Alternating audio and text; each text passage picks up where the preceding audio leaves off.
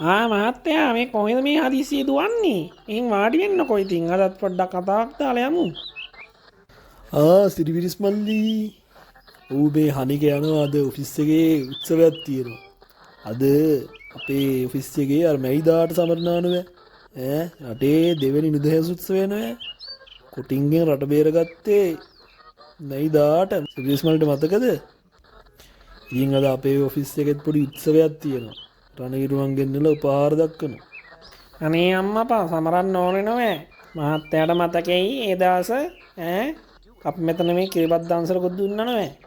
මේ දා තිබ්බ සතුට ඒ කාලේ ගැන මතක් වෙද්දි මහත්තයාට කියන්න ඔය ප්‍රභාකරන් කිව්වා නෑ සිංහලයට සතියයි මතක කියලා.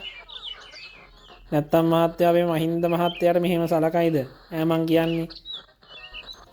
අනේ මේ සිරිවිරිස් මල්ලි මහින්ද මහත්තයා කරපු රෙද්දක් නෑ. රණවිරුව යුද්ධ කරේ. මහින්ද මහත්තයා කොහෙද යුද්ධ කරේ? මල්ලි මහින්ද මහත්තයාට අදාළ රෙස්පෙක්ට් එක ඒ කාලේ දුන්නා. ඒ වුණාට මේ මහත්තයයි එයාගේ පවුලයි එකතු වෙලා රටම සුද්ධ කරා නෑ. සිරිවිරිස් මල්ලිට මතක නැද්ද? අවුරුදු දෙකකට කලින් තෙල් පෝලිමේ කවන් දාලා වැටුණා ඔහෙ. ඔය කුදරන් ගියා ස්පිරිතාලෙට. ඕව උනේ ඔය රාජපක්ෂ පරම්පරාව නිසා නෙවෙයි.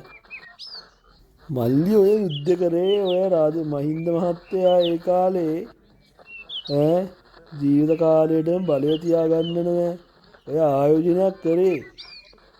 ඕක තේරුම් ගන්න ඕනේ දැන් ඉන්න මිනිස්සු. ඕක තේරුම් ගත්ත නිසානේ මල්ලි අන්තිමට රටේ 2.5යි ඔය මහත්තයාට ඡන්දෙ දුන්නේ. අනේ මහත්තයෝ රණවිරුව තමයි යුද්ධ කරේ. ඒක අපි දන්නවා. අවුරුදු 30ක් රණවිරුව යුද්ධ කරා තමයි. ඒ වුණාට ඔය අවුරුදු 30 ඇතුළත හිටපු ජනාධිපතිවරු කීයක් නම් ඔය යුද්ධය දික් කරාද? මහින්ද මහත්තයාම ඕක ඉවර කරේ. ඒකට එතුමට කළගුණ සලකන්න ඕනේ. කමන්දේ දාලා වටනවා නම් තමයි මහත්තයෝ. හරි. ඒ වුණාට අපිට නම් මහින්ද මහත්තයා කොච්චර හොරකම් කරත් යුද්ධේ ඉවර කරපු එකේ කෙලෙහිගුණ අපි ගාව තියෙනවා. ඔය බෝම්බ වලට මිනිස්සු කෑලි වලට කැඩිලා වැටෙද්දී ඒ මහත්තයා නෝ ඉස්සරහට ගිහිල්ලා මේක ඉවර කරේ. මොන අරමුණක් තිබ්බද මන් දන්නේ නෑ. ඉතින් මහත්තයා කියන එක ඉතින් මහත්තයාලා අපිට වඩා උගත් නොවේ. ඒකනේ මේ අලුත් ජේ.පී. මන්දිලාව ජනාධිපතිවරලා කරේ. ඉතින් වෙන මොකෝ වෙන්නේ කොළඹ පැත්තේ මහත්තයෝ කිව්වනම් යුද්ධ විකුණන් කාපු කාලේ ඉවරයි සිරිබිරිස්. දැන් තියෙන්නේ රට දියුණු කරන්න ඕන කාලේ. මෙච්චර කල් අවුරුදු 30ක් යුද්ධ කර ඉඳලා ඊට පස්සේ අවුරුදු 15ක් යුද්ධ විකුණගෙන ඉඳලා රට ගියපු තැනක් නෑ නෝවේ. අනේ මන්ද ඉතින් මහත්තයා කියන එකක් තමයි. අර ඇත්තේ මහත්තයෝ කියන්නේ මේ ජනාධිපති සහෝදර මහත්තයා රණවිරු උත්සවයට යන්න බෑ කිව්වා කියලා. පස්සේ මේ සමාජ මාධ්‍යයේ ඉන්න කොල්ල කුරුට්ටෝ ටික තමයිලු එතම බලෙන් යව්වේ. ඔය ඇත්තද මේ මහත්තයෝ? මොන පිස්සුද මල්ලි?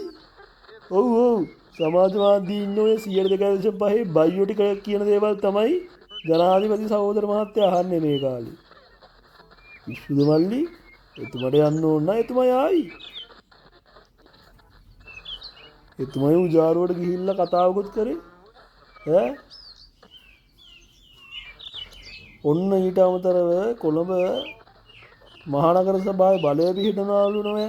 ඔය 37 නායකයා කියනවා සජිත් මහත්තයා කොළඹ නගර සභාවේ බලය පිහිටවනවලු. හැබෑමට මහත්තයෝ ප්‍රේමදාස මහත්තයාගේ පුතාට මොලේ ඩිංගක්වත් නැතුව ඔය 37 නායකයව ලං කරගත්තොත් ඕකට බලය නොයි. මූදේ ඉන්න බලයක්වත් අල්ලගන්න බෑ. ඕක තේරෙන්නේ නැද්ද ඔය සජිත් මහත්තයාට? සජිත් මහත්තයාට මොලේ ඩිංගක් කර තිබුණා නම් මෙහෙම පරදීය සිරිවිරිස් මල්ලි. වෙන ඉතින් මල්ලිට කියන්න කොළොම් පැත්තේ ඉතින් පුරුදු පරිදි වෙඩි තියාගන්නවන්න. ඔය හල්ලොළුව කියලා මහත්තයෙක්ට කාර් එකට වෙඩි තියලා තියෙන්නේ. ආණ්ඩුවෙන් ඉතින් අල්ලගෙන යනවා වෙඩි තියපුංග. හැබෑවට ඈ මහත්තයෝ යුද්ධ කාලෙවත් මෙච්චර වෙඩි තියාගත්තේ නෑනේ මහත්තයෝ ලංකාවේ.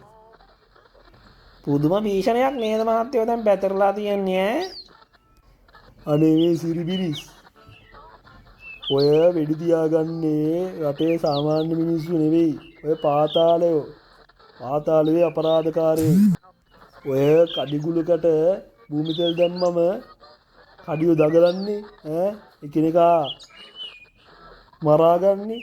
ඒ වගේ තමයි පාතාලෙ පොඩ්ඩ අල්ලගෙන යද්දී ඕකුන් ඇතුලේ මරාගන්න. ඕකනේ වෙන්නේ සිරිබිරිස්. සිරිබිරිස් බය වෙන්න දෙයක් නැහැ. ලස්සනට වැඩේ කරයි අපේ ජනාධිපතිතුමා. මහත්තයා කියන විදිහට පාතාලේ ඉවර වුණා නම් හොඳයි ඉතින්. හැබැයි ඉතින් මහත්තයෝ අර උසාවියේ අර මිනිහෙක් මරපු කෙල්ලව තාම අල්ලගත්තේ නෑ නේද? දේශබන්දුවත් තාම පැන යනවා. ඔය ඊයේ පෙරේද චාමර සම්පත්වත් අපරපණ කියලා මිනිහා ඔය පාර්ලිමේන්තුවේ කෑ ගහනවා වුණා. ඒක තමයි මල්ලි ඔක්කොම ඉතින් එහෙම අපි හිතන විදියට කරන්න බෑ ඉතින්. කද්දම් මිස් වෙනවා. ඕක ආණ්ඩුවෙන් කරයි මල්ලි හිමින් සීරුවේ. අපි කලබල නැතුව හිටියනම් හරියි මල්ලි. හරි මල්ලි මේ මං එහෙනම් ගිහින් එන්නම් මට බරක් වෙනවා. එහෙනම් හෙට හම්බ වෙමුකෝ හරි මහත්තයා කියන එකක් තමයි ඉතින්. හැබැයි ඉතින් මහත්තයෝ හිමින් සීරුවේ කරගන්නේ අපි බහුතර බලය දුන්නේ. හරි මහත්තයෝ එහෙනම් හෙට හම්බ වෙමුකෝ